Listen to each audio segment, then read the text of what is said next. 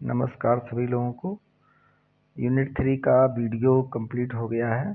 अब हम प्रॉब्लम को डिस्कस करेंगे। जो प्रीवियस ईयर में आए हुए क्वेश्चंस हैं उसको डिस्कस करेंगे। तो पहला क्वेश्चन जो है वो टाटोलॉजी बेस पे है कि आपको प्रूव करना है कि ये टाटोलॉजी है। तो सबसे आसान मेथड है टू टेबल बना के कर सकते हैं आप। अच्छा, ये ए नहीं लिखा गया, ये जो चीज़ है ये सिंबल यही लिखा गया है, तो मिसप्रिंट कर लीजिए या फॉन्ट चेंज होने में हो गया होगा। तो ये दोनों ही सिंबल एंड हैं, कहीं पे ए नहीं है। तो यहाँ पे हम लोग पहले इस प्रॉब्लम को डिस्कस करते हैं। तो चूंकि इसके अंदर दो ही वेरिएबल हैं, तो दो वेरिएबल हैं तो यानी कि 4 कॉम्बिनेशंस बनेंगे। किस चीज़ के? वेरिएबल्स के ट्रुथ वैल्यूज के combination, F F F T T F T T.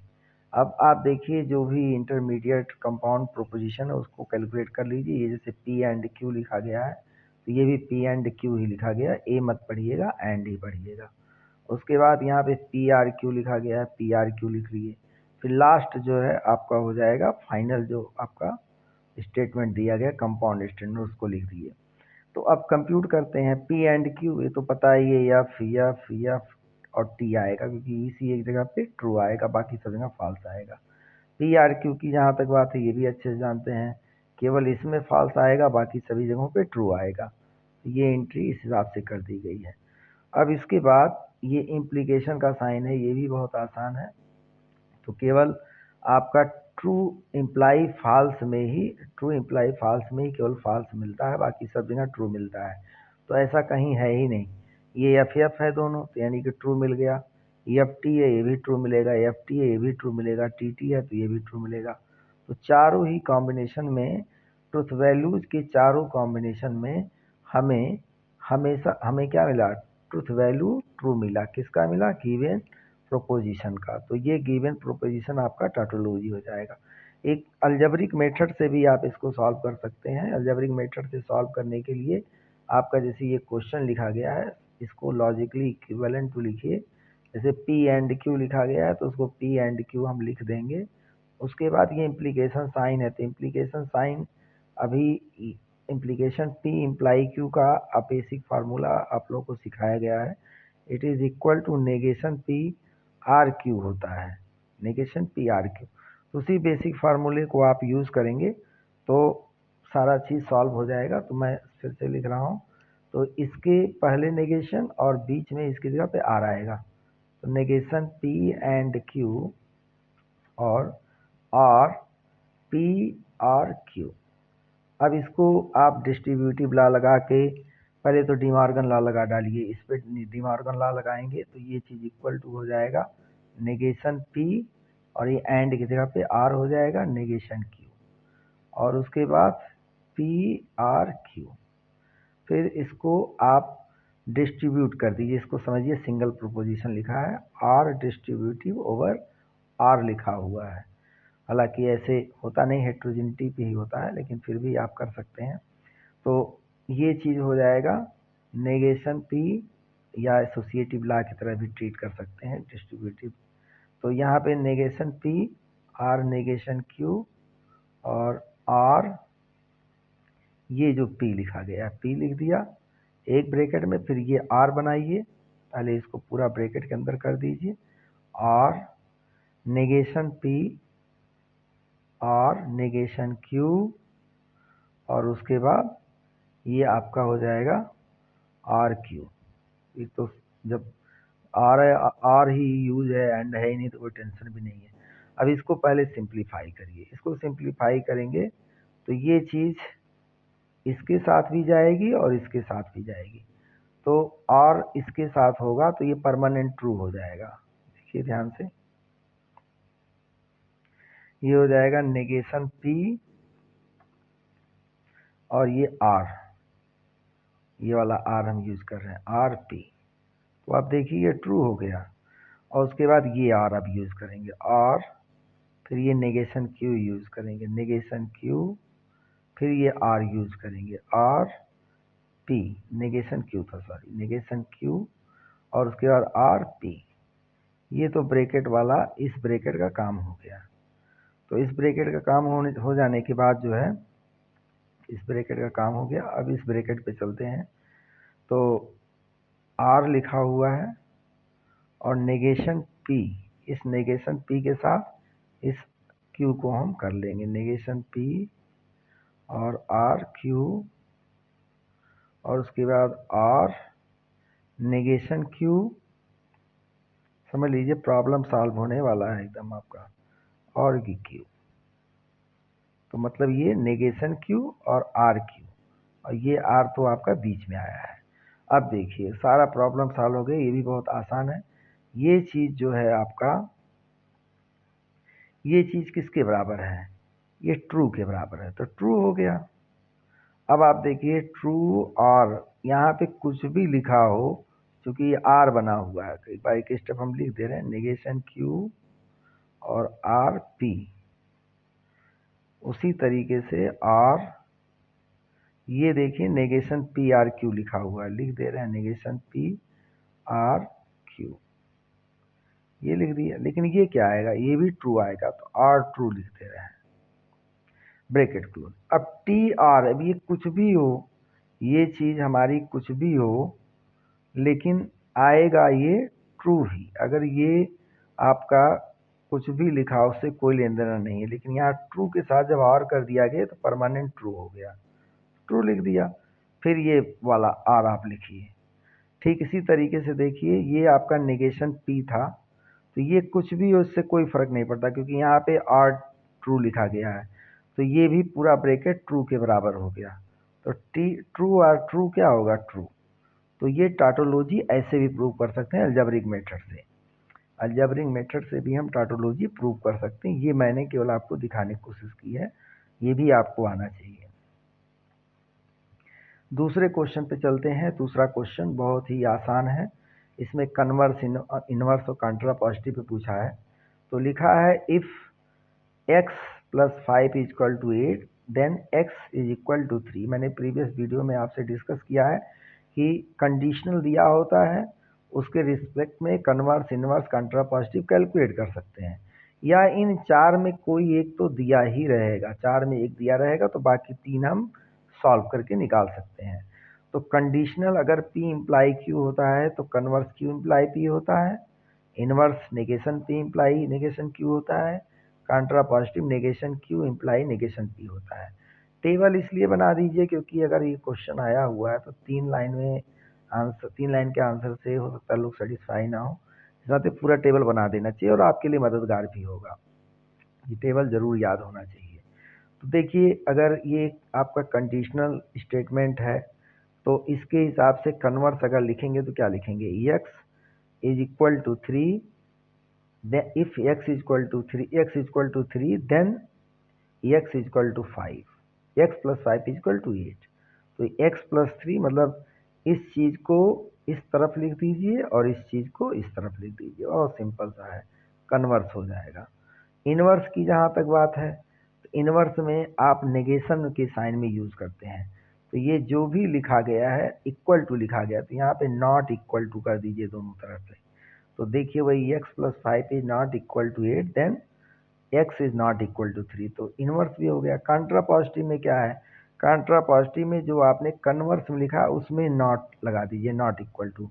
If x is not equal to 3 then x + 5 is not equal to 8, क्योंकि यहाँ देखिए negation Q imply negation P लिखा है, तो ये इस तरह से हो जाएगा। यहाँ पे तीसरे क्वेश्चन चलते हैं। So that the statement P biconditional Q and P and Q और negation P and negation Q are equivalent, मतलब आपको कुल मिला जुला के लॉजिकली इक्विवेलेंट प्रूव करना है इन दोनों स्टेटमेंट को, लॉजिकली इक्विवेलेंट।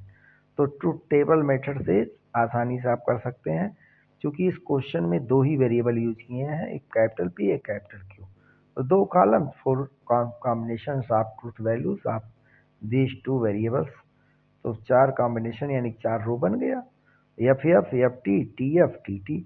अब P एंड Q कंप्यूट कर लिए, फिर negation P and negation Q compute कर सकते हो। अगर दिक्कत हो तो नेगेशन P और नेगेशन Q का अलग अलग कॉलम बना लीजिए, लेकिन इतना तो समझ में रहेगा ही, कर ही सकते हैं। केवल इसी P एंड Q कंप्यूट करने जाएंगे तो केवल इसके करस्पॉन्डिंग ट्रू मिलेगा, बाकी सभी जगह पे फॉल्स मिलेगा। Negation P and negation Q है, तो क्या होगा, ये एफ दिख रहा है लेकिन इसको ट्रू समझ के आप सॉल्व करिए तो इसीलिए आता है, यहाँ ट्रू आ गया। ये एफ टी लिखा हुआ है तो यानी कि ट्रू एंड एफ आपका रहेगा। और वैसे भी दोनों अगर डिफरेंट हैं तो आपका फॉल्स ही आएगा। फिर इसी तरह से ये भी फॉल्स आ जाएगा, और ये दोनों ट्रू ट्रू हैं तो एफ एंड एफ की तरह से होगा तो एफ आएगा। तो रिवर्स हो गया पूरा कहानी, ये पूरी चीज़ रिवर्स हो गई, जान लीजिए। तो रिवर्स नहीं हुआ, रिवर्स केवल यही एक रो रिवर्स हुआ, बाकी सब तो एफ एफ ही रहेगा। और इन दोनों की मदद से आप एंड कर लीजिए फिर से, क्योंकि यहाँ पे क्या लिखा था, इन दोनों का एंडिंग लिखा हुआ है। तो एंडिंग कंप्यूट कर लिए। एंडिंग कंप्यूट करेंगे तो जाहिर सी बात है केवल आपको ट्रू कहाँ पे मिलेगा, ये ध्यान दे, और है, एंडिंग नहीं, और कंप्यूट करना है। तो आर आप कंप्यूट कर रहे हैं तो इसके करस्पॉन्डिंग ट्रू मिलेगा और इसके करस्पॉन्डिंग ट्रू मिलेगा। यहाँ पे और लिखा हुआ था, एंड मैंने बोल दिया था, ये ध्यान दीजिएगा। तो और अगर आप कंप्यूट किए तो ट्रू ट्रू यहाँ पे मिलेगा, क्योंकि एक यहाँ ट्रू है एक यहाँ ट्रू है, दोनों कॉलम में कहीं एक जगह भी ट्रू है तो ट्रू ही आएगा, और है। और बाई कंडीशनल में क्या होता है, बाई कंडीशनल में यही इन्हीं दोनों करस्पॉन्डेंस ट्रू मिलता है। तो ये ट्रू ट्रू, तो ये दोनों आपके कॉलम देखिए आइडेंटिकल हैं, यहाँ सेम ट्रूथ वैल्यू, यहाँ सेम ट्रूथ वैल्यू, यहाँ भी सेम, यहाँ भी सेम। तो इस वजह से दोनों ही आपकी कंपाउंड स्टेटमेंट लॉजिकली इक्विवेलेंट है। बाकी स्टेटमेंट कैसे लिखा जाता है यहाँ पे आप पढ़ सकते हैं। अब नेक्स्ट जो है आपका, इस तरह का प्रॉब्लम मैंने प्रीवियस वीडियो में डिस्कस किया है, लेकिन फिर भी इसको मैं डिस्कस कर देता हूँ। यही आजकल ट्रेंड है, यही ज़्यादा पूछा जा रहा है आर्गूमेंट के वैलिडेशन में। तो यहाँ पे लिखा हुआ है, if Mary runs for office, Mary run for office. तो एक स्टेटमेंट आपका हो गया, मतलब इसके लिए एक वेरिएबल एज्यूम कर लीजिए, क्यू यम लिया गया है, यम मैरी रन फॉर ऑफिस, यम हमने ले लिया है। उसके बाद if Mary attends the meeting, यानी मैरी अटेंड द मीटिंग एक नया आपका स्टेटमेंट है, जिसके लिए एक नया वेरिएबल आप यूज कर लेंगे। लेकिन इसके पहले जो है एक और स्टेटमेंट था, मैंने मिस कर दिया, सी विल बी इलेक्टेड, यानी कि इलेक्टेड वाला एक नया स्टेटमेंट है। तो पहले मैंने क्यू इसी नाते उसको क्यू असाइन कर दिया, आप किसी भी ऑर्डर में करें उससे कोई दिक्कत नहीं है। तो एक दो तीन, तीन स्टेटमेंट आपके हो गए, तीन स्टेटमेंट के लिए एक एक सिंबल आपने असाइन कर दिया। सिंबल इसीलिए असाइन करते हैं कि आपको आर्गूमेंट करने में आसानी रहेगी, नहीं बड़ा बड़ा स्टेटमेंट लिखना पड़ेगा। अब जैसे यही है, इतना बड़ा लिखना, अगर ये एम की जगह पे वैल्यू एक्चुअल रखिए, क्यू की जगह पर एक्चुअल वैल्यू रखिए, तो बड़ा सा आपका स्टेटमेंट बनेगा। फिर यहाँ पे सी विल रन ऑफिस, तो रन ऑफिस के लिए आप ऑलरेडी एज्यूम कर रखे हैं, पहला स्टेटमेंट था, तो ये अब फिर से नहीं करने की जरूरत है। अब यहाँ पे थोड़ा इंटरेस्टिंग है, either Mary will attend the meeting और she will go to India. तो आइदर आर स्टेटमेंट है, ये ध्यान दीजिएगा। तो आइदर आर स्टेटमेंट थोड़ा सा इस तरह से लिखा जाता है, ये ध्यान देने वाली बात है कि दोनों में से कोई एक ही ट्रू हो सकता है एट ए टाइम। तो ये किसी वीडियो में हम अलग से समझा देंगे, लेकिन ये अभी फिलहाल के लिए याद करिए कि ये एक्सक्लूसिव आर की तरह से बिहेव करता है। कुछ एक्सक्लूसिव आर में क्या होता है कि आपका, याद करिए, A or B plus B A or होता, बी आर ए होता है। जो exclusive or A plus exclusive or का साइन जो आप बनाते थे, वो चीज़ इक्वल टू दिस वन होता है। इसमें क्या कहा जाता है, दोनों जब डिफरेंट रहेंगे तभी वन आएगा। तो ये आइदर आर का ही सिचुएशन है। तो ये सब साउंड होना चाहिए, लॉजिकली आपको लॉजिकली साउंड करने के लिए सब सब्जेक्ट्स हैं, क्योंकि यहाँ सब लॉजिकल वर्ड यूज हो रहे हैं। आप सोचिए आइदर आर यूज हो गया, इसको अगर नहीं समझ में आएगा तो कैसे आप क्वेश्चन सॉल्व करेंगे। यहाँ पे लिखा गया है either Mary will attend the meeting और she will go to India, मैंने दोनों में से कोई एक बात सही होगी। तो एक्सक्लूसिव आर गेट की तरफ बिहेव करता है। तो अगर अब यहाँ पे हम इसी नाते लिखे हैं आर एंड नेगेशन यस। अब आप देखिए, जैसे ये मान लीजिए आप इसमें, आपको सुविधाजनक है आपके लिए तो मैं उसी फॉर्मेट में लिख के आपको समझा दे रहा हूँ, ए बी बार। अब यहाँ पे तो एंड की जगह पे क्या यूज होता है, ए बार लिखा गया तो नेगेशन ए लिखते, फिर ये एंड है तो एंड का सिंबल ये है, ठीक है। और प्लस का सिंबल क्या होता है, आर होता है। फिर ए लिखते, फिर बी की जगह पर नेगेशन, और ये एंड है, एंड लगाते, फिर नेगेशन बी लिखते। तो आप देखिए सिमुलेट कर लिए तो आपका उसी तरह से बना कि नहीं बना। देखिए एक में आर पे नेगेशन है, एक में यस पे नेगेशन है, और बाकी बीच में एंड लगा हुआ है, और यहाँ पे जो है आर वाला लगा हुआ है। तो उसी तरह से एक्सक्लूसिव आर गेट की तरह से ये बिहेव करेगा आइदर आर स्टेटमेंट। तो बहुत ज़्यादा इंपॉर्टेंट था आइदर आर वाला, मैंने और डिस्कस कर दिया। But Mary can not go to India, एक स्टेटमेंट ये है। अब मैरी गो टू इंडिया के लिए आपने यस सिंबल यूज किया है, तो but Mary can not go to India मतलब नेगेशन यस हो जाएगा।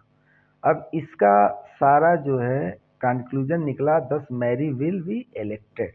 इलेक्टेड के लिए आपने क्या सिंबल यूज किया था, ये पहला दूसरा ही स्टेटमेंट था, क्यू मैंने एज्यूम किया था। तो ये समझिए ये सब आपके प्रीमाइजेज हैं। अगर आप इसके नीचे ऐसे लिख देते हैंस कंक्लूजन वाली लाइन मैरी विल इलेक्टेड, तो यहाँ पे क्यू आता। तो ये पूरा पांच प्रीमाइजेज नहीं, चार ही है, 1 2 3 4, चार प्रीमाइजेज हॉरिजॉन्टल लाइन बनाएंगे। मैं फिर से इसको लिख दे रहा हूँ, ये चारों आपके प्रीमाइजेज हैं, यानी कि हॉरिजॉन्टल लाइन बनता और कंक्लूजन वाली लाइन, कंक्लूजन वाला हैंस करके आप क्यू लिखते, क्योंकि क्यू इलेक्टेड के लिए आपने सिंबल यूज कर रखा है। खैर मैंने वो क्यू नहीं लिखा है, लेकिन सीधे डायरेक्ट कंक्लूजन पे गया, लेकिन सीधे आर्गुमेंट करना शुरू कर दिया हूँ, इन्फ्रेंस करना। अब यहाँ पे क्यू आपका देखिए लास्ट में आया हुआ है। तो आप इन दोनों को अगर यूज़ करें, या किसी भी एक को यूज़ कर, किसी को भी आप यूज़ करके शुरू कर सकते हैं। अगर ये हाइपोथेटिकल सिलोगिज्म में नहीं, हाइपोथेटिकल सिलोगिज्म इसमें नहीं लगेगा, क्योंकि यहाँ पे क्यू है तो यहाँ पे आर है, इसी नाते वाला स्टेटमेंट यूज़ किया गया। अब इन दोनों स्टेटमेंट को आप थोड़ा सा ध्यान दीजिए, बहुत आसान है और इंटरेस्टिंग भी है। इसमें से देखिए क्या कहा जाता है, ए आर बी, मैं एक A or B exclusive or वाला लिख रहा हूँ, और ए बी बार। अब इन दोनों में से कोई एक ट्रू, क्योंकि ये तो पता है कि ट्रू है, यानी कि इसकी बात अगर ट्रू है, हर चीज़ ट्रू भाषा में होता है। अब किसी के बारे में पता चल जाए कि एक पर्टिकुलर आपका फॉल्स है, तो दूसरा वाला ट्रू हो जाएगा। अब यहाँ पे देखिए वही चीज़ है, क्योंकि एस आपका फॉल्स है, नेगेशन यस ट्रू है, नेगेशन यस ट्रू का मतलब यस फॉल्स है, तो कंफर्म हो गया ट्रू होगा, क्योंकि दोनों में से कोई एक तो ट्रू होगा, क्योंकि ये बात तो ट्रू भाषा में सब लिखी जाती है, सारे प्रीमाइज ट्रू भाषा में लिखे जाते हैं। तो फिर से मैं इसको रिमाइंड करा दे रहा हूँ, ये चूंकि ट्रू है, क्योंकि प्रीमाइज हमारे ट्रू भाषा में लिखे जाते हैं, इस नाते मैंने यहाँ पे ट्रू ट्रू मेंशन इस बार कर दिया है। लेकिन यस क्या है आपका, यस फॉल्स है। अब यस फॉल्स है तो ये चीज़ कब ट्रू होगी, ये तभी ट्रू होगी जब आर और यस में से कोई एक ट्रू हो। दोनों तो ट्रू हो नहीं सकता है, आइदर आर होता है, इस नाते आर और यस में से कोई एक ही ट्रू होगा, एक ट्रू होगा तो एक फॉल्स होगा। अब यहाँ पे नीचे आपको जानकारी दे दी गई है, नेगेशन यस ट्रू यानी कि यस फॉल्स है। अब यस फॉल्स है तो आर आपका ट्रू हो जाएगा, इसी नाते इन्फ्रेंस आर लिखा गया है। अब आर इम्प्लीकेशन यम लिखा गया है, तो ये और आर ट्रू है तो यम भी ट्रू ही होगा, ये आपका मॉडस पोनेंट वाला रूल लगा के। फिर एम पता चल गया तो यम इम्प्लाई क्यू दिया गया है, अभी 100% क्यू आपका ट्रू हो गया। तो इस तरह से आपका जो आर्गुमेंट है वो वैलिड है। नेक्स्ट प्रॉब्लम हम नेक्स्ट वीडियो में डिस्कस करेंगे।